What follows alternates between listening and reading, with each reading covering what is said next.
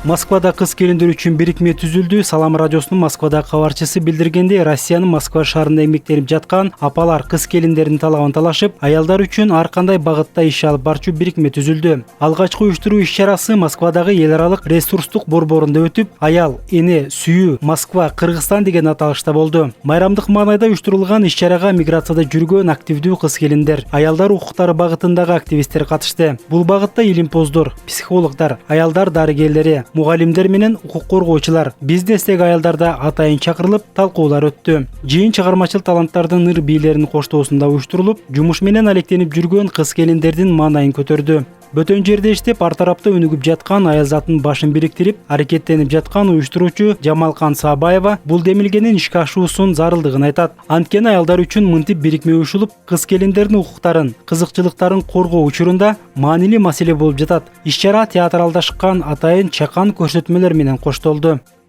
Canın uçunda ölgönden artık emne var elin. Biz sizler menen birge ayal başımız menen akırına çeydi salgılaşuğa birge kandan çıktık. Sen boronçu arkaga çaldıysan.